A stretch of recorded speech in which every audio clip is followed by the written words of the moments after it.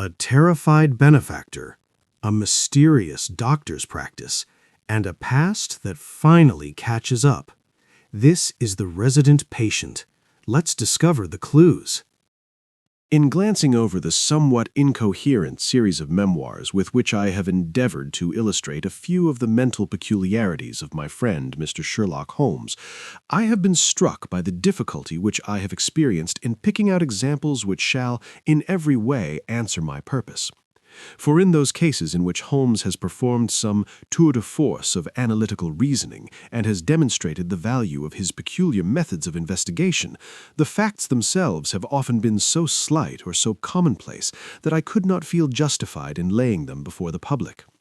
On the other hand, it has frequently happened that he has been concerned in some research where the facts have been of the most remarkable and dramatic character, but where the share which he has himself taken in determining their causes has been less pronounced than I, as his biographer, could wish. The small matter which I have chronicled under the heading of A Study in Scarlet, and that other later one connected with the loss of the Gloria Scott, may serve as examples of this Scylla and Charybdis which are forever threatening the historian. It may be that in the business of which I am now about to write, the part which my friend played is not sufficiently accentuated, and yet the whole train of circumstances is so remarkable that I cannot bring myself to omit it entirely from this series. I cannot be sure of the exact date, for some of my memoranda upon the matter have been mislaid, but it must have been towards the end of the first year during which Holmes and I shared chambers in Baker Street.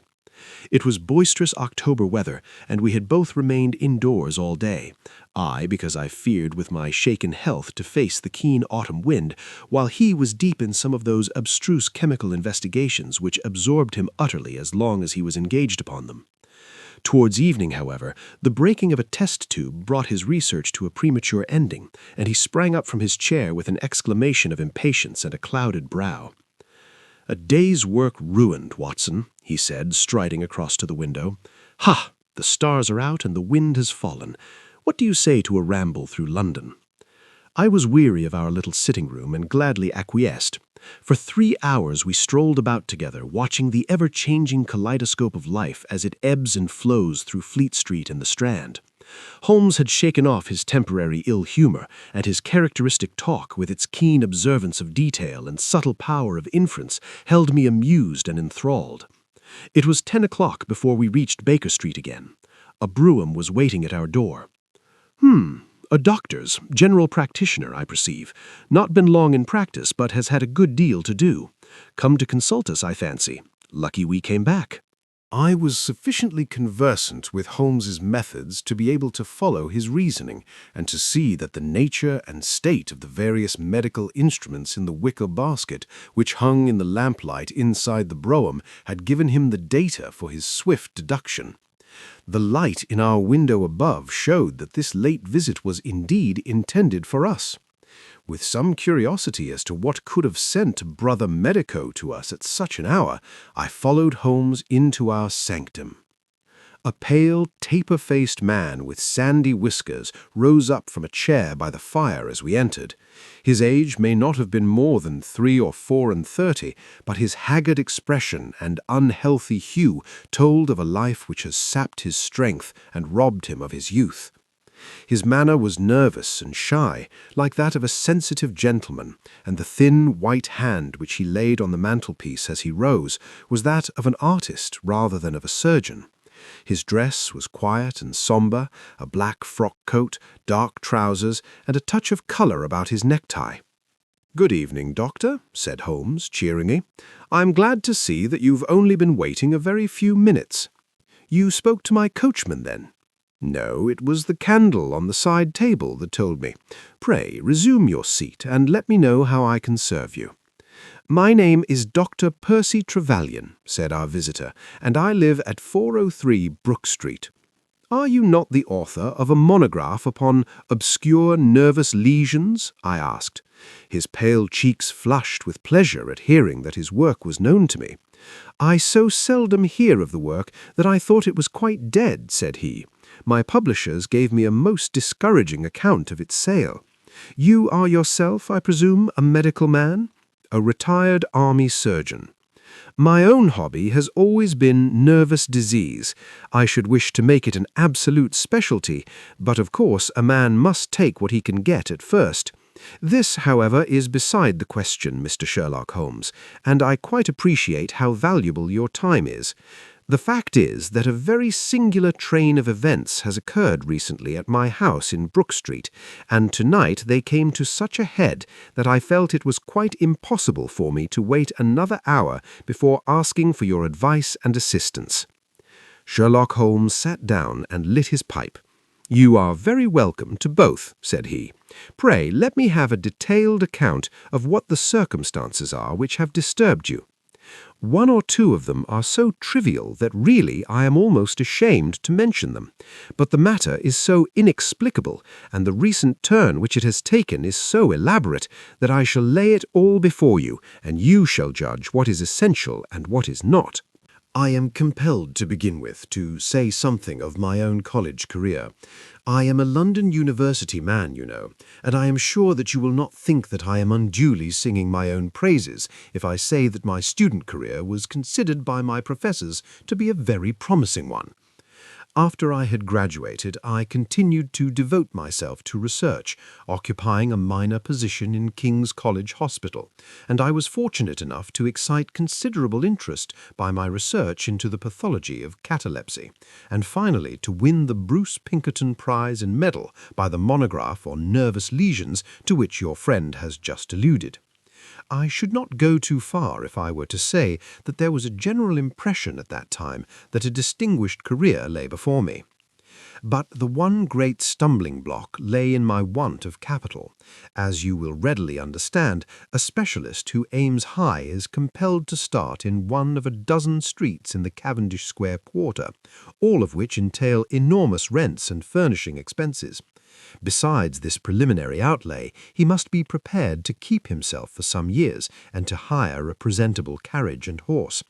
To do this was quite beyond my power, and I could only hope that by economy I might in 10 years' time save enough to enable me to put up my plate. Suddenly, however, an unexpected incident opened up quite a new prospect to me. This was a visit from a gentleman of the name of Blessington, who was a complete stranger to me. He came up to my room one morning and plunged into business in an instant. "You are the same Percy Trevelyan who has had so distinguished a career and won a great prize lately," said he. I bowed. "Answer me frankly," he continued, "for you will find it to your interest to do so. You have all the cleverness which makes a successful man. Have you the tact?" I could not help smiling at the abruptness of the question. "I trust that I have my share," I said. "Any bad habits, not drawn towards drink, eh?" "Really, sir," I cried. "Quite right, that's all right, but I was bound to ask.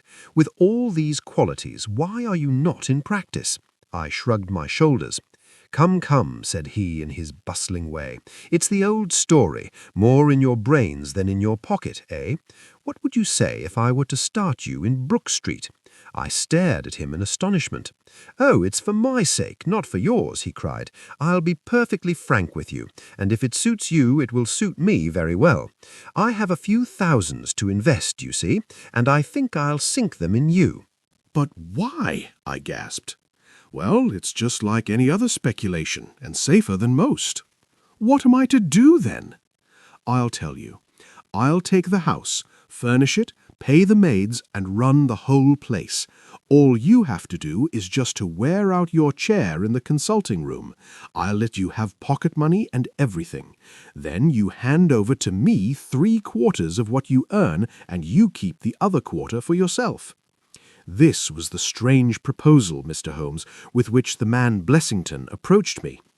I won't weary you with the account of how we bargained and negotiated. It ended in my moving into the house next Lady Day and starting in practice on very much the same conditions as he had suggested. He came himself to live with me in the character of a resident patient. His heart was weak, it appears, and he needed constant medical supervision.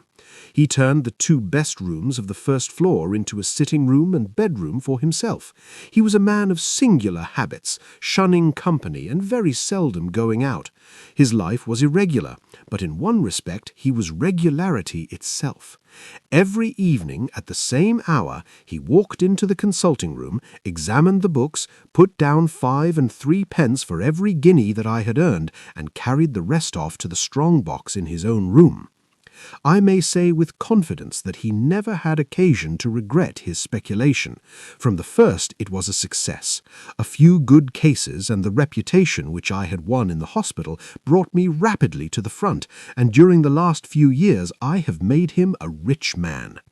So much, Mr. Holmes, for my past history and my relations with Mr. Blessington. It only remains for me now to tell you what has occurred to bring me here tonight. Some weeks ago, Mr. Blessington came down to me in, as it seemed to me, a state of considerable agitation. He spoke of some burglary which he said had been committed in the West End, and he appeared, I remember, to be quite unnecessarily excited about it, declaring that a day should not pass before we should add stronger bolts to our windows and doors. For a week he continued to be in a peculiar state of restlessness, peering continually out of the windows and ceasing to take the short walk which had usually been the prelude to his dinner. From his manner it struck me that he was in mortal dread of something or somebody, but when I questioned him on the point, he became so offensive that I was compelled to drop the subject. Gradually, as time passed, his fears appeared to die away, and he had renewed his former habits, when a fresh event reduced him to the pitiable state in which he now lies. What happened was this. 2 days ago I received the letter which I now read to you. Neither address nor date is attached to it. A Russian nobleman who is now resident in England, it runs, would be glad to avail himself of the professional assistance of Dr. Percy Trevelyan. He has been for some years a victim to cataleptic attacks, on which, as is well known, Dr. Trevelyan is an authority. He proposes to call at about 6:15 tomorrow evening, if Dr. Trevelyan will make it convenient to be at home. This letter interested me deeply, because the chief difficulty in the study of catalepsy is the rareness of the disease. You may believe, then, that I was in my consulting room when, at the appointed hour, the page showed in the patient. He was an elderly man, thin, demure, and commonplace, by no means the conception one forms of a Russian nobleman. I was much more struck by the appearance of his companion. This was a tall young man, surprisingly handsome, with a dark, fierce face and the limbs and chest of a Hercules. He had his hand under the other's arm as they entered, and helped him to a chair with a tenderness which one would hardly have expected from his appearance. "You will excuse my coming in, doctor," said he to me, speaking English with a slight lisp. "This is my father, and his health is a matter of the most overwhelming importance to me." I was touched by this filial anxiety. "You would perhaps care to remain during the consultation," said I. "Not for the world," he cried, with a gesture of horror. "It is more painful to me than I can express. If I were to see my father in one of these dreadful seizures, I am convinced that I should never survive it. My own nervous system is an exceptionally sensitive one. With your permission, I will remain in the waiting room while you go into my father's case." To this, of course, I assented, and the young man withdrew. The patient and I then plunged into a discussion of his case, of which I took exhaustive notes. He was not remarkable for intelligence, and his answers were frequently obscure, which I attributed to his limited acquaintance with our language. Suddenly, however, as I sat writing, he ceased to give any answer at all to my inquiries, and on my turning towards him, I was shocked to see that he was sitting bolt upright in his chair, staring at me with a perfectly blank and rigid face. He was again in the grip of his mysterious malady. My first feeling, as I have just said, was one of pity and horror. My second, I fear, was rather of professional satisfaction. I made notes of my patient's pulse and temperature, tested the rigidity of his muscles, and examined his reflexes. There was nothing markedly abnormal in any of these conditions, which harmonized with my former experiences. I had obtained good results in such cases by the inhalation of nitrite of amyl, and the present seemed an admirable opportunity of testing its virtues. The bottle was downstairs in my laboratory, so leaving my patient seated in his chair, I ran down to get it. There was some little delay in finding it, 5 minutes, let us say, and then I returned. Imagine my amazement to find the room empty and the patient gone. Of course, my first act was to run into the waiting room. The son had gone also. The hall door had been closed but not shut. My page who admits patients is a new boy and by no means quick. He waits downstairs and runs up to show patients out when I ring the consulting room bell. He had heard nothing, and the affair remained a complete mystery. Mr. Blessington came in from his walk shortly afterwards, but I did not say anything to him upon the subject, for, to tell the truth, I have got in the way of late of holding as little communication with him as possible. Well, I never thought that I should see anything more of the Russian and his son, so you can imagine my amazement when at the very same hour this evening they both came marching into my consulting room, just as they had done before. "I feel that I owe you a great many apologies for my abrupt departure yesterday, doctor," said my patient. "I confess that I was very much surprised at it," said I. "Well, the fact is," he remarked, "that when I recover from these attacks, my mind is always very clouded as to all that has gone before.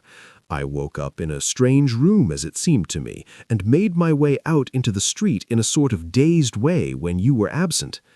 "And I," said the son, "seeing my father pass the door of the waiting room, naturally thought that the consultation had come to an end. It was not until we had reached home that I began to realize the true state of affairs." "Well," said I, laughing, "there's no harm done except that you puzzled me terribly, so if you, sir, would kindly step into the waiting room, I shall be happy to continue our consultation, which was brought to so abrupt an ending." For half an hour or so I discussed that old gentleman's symptoms with him, and then, having prescribed for him, I saw him go off upon the arm of his son. I have told you that Mr. Blessington generally chose this hour of the day for his exercise. He came in shortly afterwards and passed upstairs. An instant later I heard him running down, and he burst into my consulting room like a man who is mad with panic. "Who has been in my room?" he cried. "No one," said I. "It's a lie," he yelled. "Come up and look." I passed the grossness of his language as he seemed half out of his mind with fear. When I went upstairs with him, he pointed to several footprints on the light carpet. "Do you mean to say those are mine?" he cried. They were certainly very much larger than any which he could have made, and were evidently quite fresh. It rained hard this afternoon, as you know, and my patients were the only people who called. It must have been the case, then, that the man in the waiting room had, for some unknown reason, while I was busy with the other, ascended to the room of my resident patient. Nothing had been touched or taken, but there were the footprints to prove that the intrusion was an undoubted fact. Mr. Blessington seemed more excited over the matter than I should have thought possible, though of course it was enough to disturb anybody's peace of mind. He actually sat crying in an armchair, and I could hardly get him to speak coherently. It was his suggestion that I should come round to you, and of course I at once saw the propriety of it, for certainly the incident is a very singular one, though he appears to completely overrate its importance. If you would only come back with me in my brougham, you would at least be able to soothe him, though I can hardly hope that you will be able to explain this remarkable occurrence." Sherlock Holmes had listened to this long narrative with an intentness which showed me that his interest was keenly aroused. His face was as impassive as ever, but his lids had drooped more heavily over his eyes, and his smoke had curled up more thickly from his pipe to emphasize each curious episode in the doctor's tale. As our visitor concluded, Holmes sprang up without a word, handed me my hat, picked his own from the table, and followed Dr. Trevelyan to the door.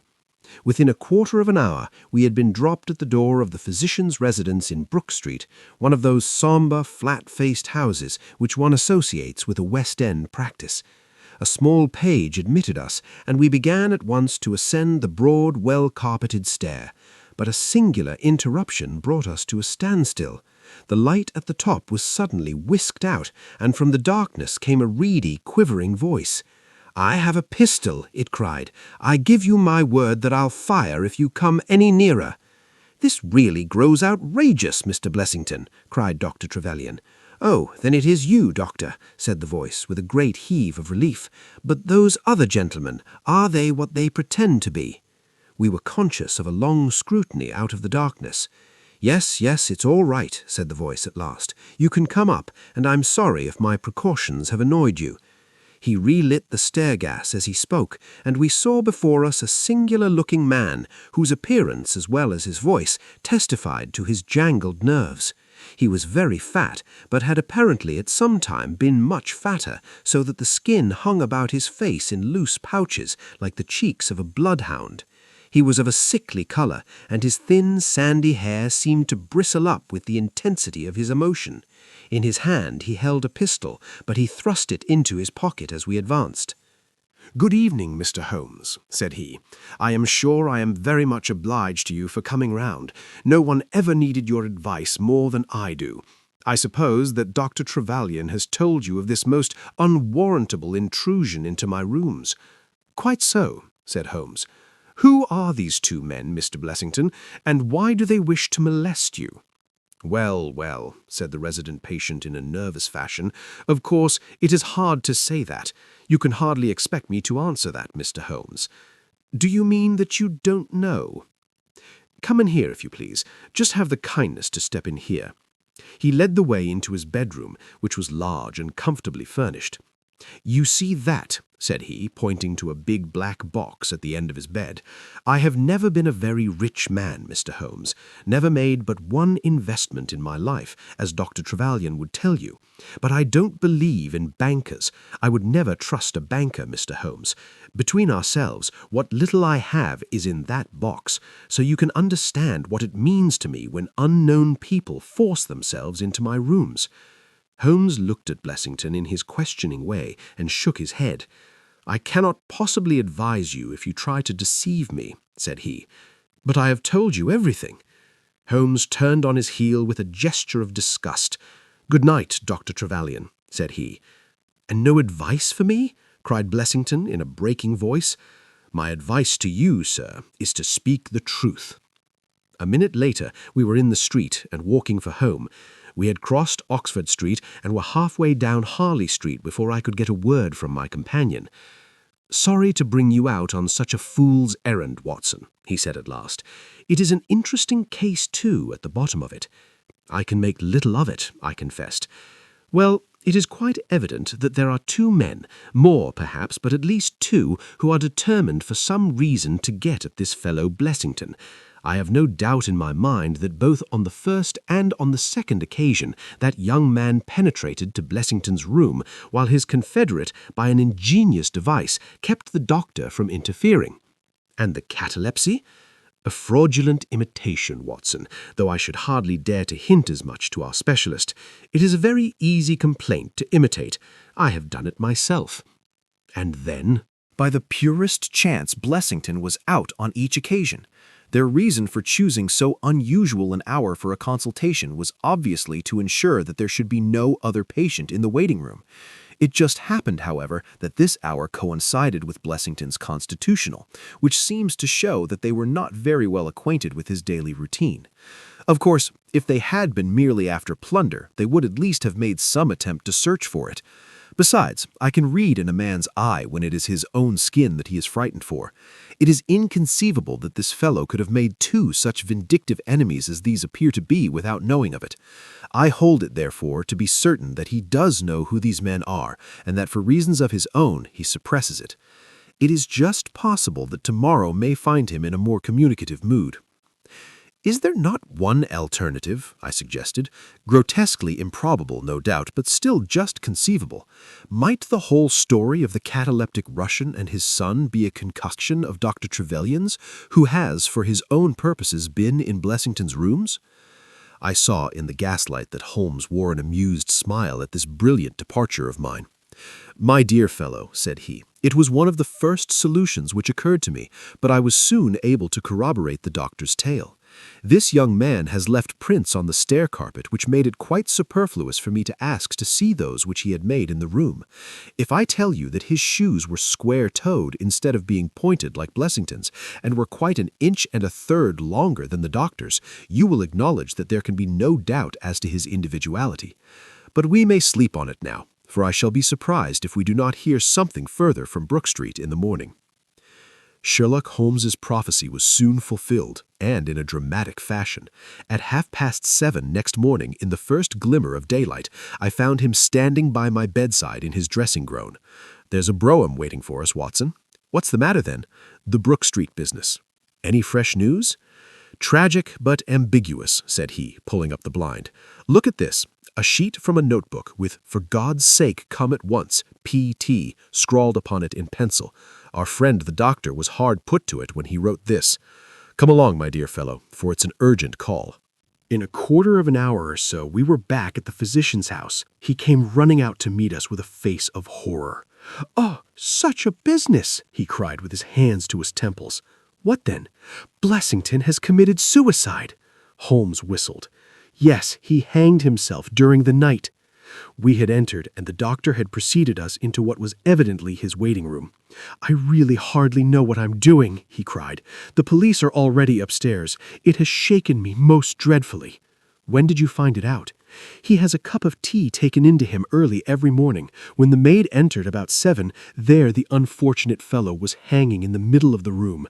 He had tied his cord to the hook on which the heavy lamp used to hang, and he had jumped off from the top of the very box that he showed us yesterday." Holmes stood for a moment in deep thought. "With your permission," said he at last, "I should like to go upstairs and look into the matter." We both ascended, followed by the doctor. It was a dreadful sight which met us as we entered the bedroom door. I have spoken of the impression of flabbiness which this man Blessington conveyed. As he dangled from the hook, it was exaggerated and intensified until he was scarce human in his appearance.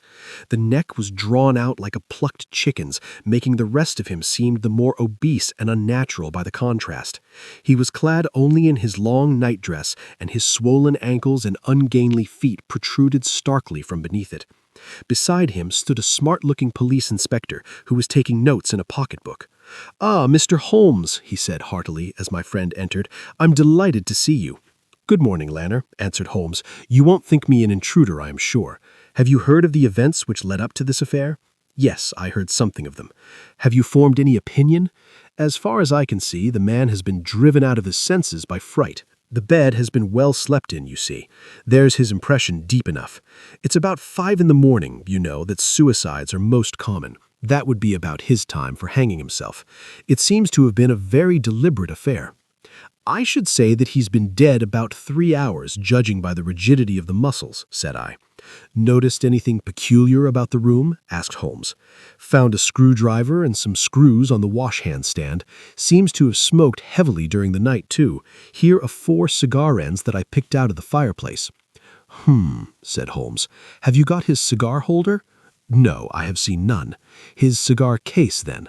"Yes, it was in his coat pocket." Holmes opened it and smelled the single cigar which it contained. "Oh, this is a Havana, and these others are cigars of the peculiar sort which are imported by the Dutch from their East Indian colonies. They are usually wrapped in straw, you know, and are thinner for their length than any other brand." He picked up the 4 ends and examined them with his pocket lens. "2 of these have been smoked from a holder, and 2 without," said he. "2 have been cut by a not very sharp knife, and 2 have had the ends bitten off by a set of excellent teeth. This is no suicide, Mr. Lanner. It is a very deeply planned and cold-blooded murder." "Impossible!" cried the inspector. "And why? Why should anyone murder a man in so clumsy a fashion as by hanging him? That is what we have to find out. How could they get in? Through the front door. It was barred in the morning. Then it was barred after them. How do you know? I saw their traces. Excuse me a moment, and I may be able to give you some further information about it." He went over to the door, and turning the lock, he examined it in his methodical way. Then he took out the key, which was on the inside, and inspected that also. The bed, the carpet, the chairs, the mantelpiece, the dead body, and the rope were each in turn examined, until at last he professed himself satisfied, and with my aid and that of the inspector, cut down the wretched object and laid it reverently under a sheet. "How about this rope?" he asked. "It is cut off this," said Dr. Trevelyan, drawing a large coil from under the bed. He was morbidly nervous of fire, and always kept this beside him so that he might escape by the window in case the stairs were burning. "That must have saved them trouble," said Holmes thoughtfully. "Yes, the actual facts are very plain, and I shall be surprised if by the afternoon I cannot give you the reasons for them as well. I will take this photograph of Blessington, which I see upon the mantelpiece, as it may help me in my inquiries." "But you have told us nothing," cried the doctor. "Oh, there can be no doubt as to the sequence of events," said Holmes. "There were 3 of them in it, the young man, the old, and a third to whose identity I have no clue. The first 2, I need hardly remark, are the same who masqueraded as the Russian count and his son, so we can give a very full description of them. They were admitted by a confederate inside the house. If I might offer you a word of advice, Inspector, it would be to arrest the page, who, as I understand, has only recently come into your service, Doctor." "The young imp cannot be found," said Dr. Trevelyan. "The maid and the cook have just been searching for him." Holmes shrugged his shoulders. "He has played a not unimportant part in this drama," said he. "The 3 men having ascended the stairs, which they did on tiptoe, the elder man first, the younger man second, and the unknown man in the rear." "My dear Holmes!" I ejaculated. "Oh, there could be no question as to the superimposing of the footmarks. I had the advantage of learning which was which last night. They ascended, then, to Mr. Blessington's room, the door of which they found to be locked. With the help of a wire, however, they forced round the key. Even without the lens, you will perceive by the scratches on this ward where the pressure was applied. On entering the room, their first proceeding must have been to gag Mr. Blessington. He may have been asleep, or he may have been so paralyzed with terror as to have been unable to cry out. These walls are thick, and it is conceivable that his shriek, if he had time to utter one, was unheard. Having secured him, it is evident to me that a consultation of some sort was held. Probably it was something in the nature of a judicial proceeding. It must have lasted for some time, for it was then that these cigars were smoked. The older man sat in that wicker chair. It was he who used the cigar holder. The younger man sat over yonder. He knocked his ash off against the chest of drawers. The third fellow paced up and down. Blessington, I think, sat upright in the bed, but of that I cannot be absolutely certain.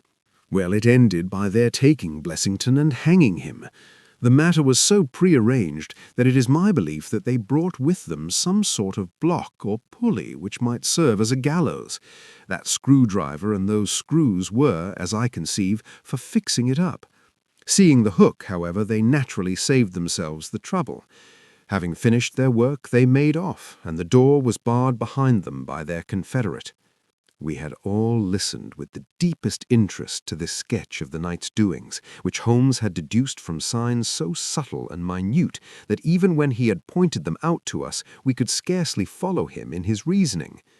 The inspector hurried away on the instant to make inquiries about the page, while Holmes and I returned to Baker Street for breakfast. "I'll be back by 3, said he, when we had finished our meal. "Both the inspector and the doctor will meet me here at that hour, and I hope by that time to have cleared up any little obscurity which the case may still present." Our visitors arrived at the appointed time, but it was 3:45 before my friend put in an appearance. From his expression as he entered, however, I could see that all had gone well with him. "Any news, Inspector?" "We've got the boy, sir." "Excellent, and I have got the men." "You have got them?" we cried, all 3. "Well, at least I have got their identity. This so-called Blessington is, as I expected, well known at headquarters, and so are his assailants. Their names are Biddle, Haywood, and Muffet." "The Worthington Bank gang," cried the inspector. "Precisely," said Holmes. "Then Blessington must have been Sutton." "Exactly," said Holmes. "Why, that makes it as clear as crystal," said the inspector. But Trevelyan and I looked at each other in bewilderment. "You must surely remember the great Worthington bank business," said Holmes. 5 men were in it. These 4 and a 5th called Cartwright. Tobin, the caretaker, was murdered, and the thieves got away with £7,000. This was in 1875. They were all 5 arrested, but the evidence against them was by no means conclusive. This Blessington, or Sutton, who was the worst of the gang, turned informer. On his evidence, Cartwright was hanged, and the other 3 got 15 years apiece. When they got out the other day, which was some years before their full term, they set themselves, as you perceive, to hunt down the traitor and to avenge the death of their comrade upon him. Twice they tried to get at him and failed. A 3rd time, you see, it came off. Is there anything further which I can explain, Dr. Trevelyan? "I think you have made it all remarkably clear," said the doctor. "No doubt the day on which he was perturbed was the day when he had seen of their release in the newspapers." "Quite so. His talk about a burglary was the merest blind." "But why could he not tell you this?" "Well, my dear sir, knowing the vindictive character of his old associates, he was trying to hide his own identity from everybody as long as he could. His secret was a shameful one, and he could not bring himself to divulge it. However, wretch as he was still living under the shield of British law, and I have no doubt, Inspector, that you will see that though that shield may fail to guard, the sword of justice is still there to avenge." Such were the singular circumstances in connection with the resident patient and the Brook Street doctor.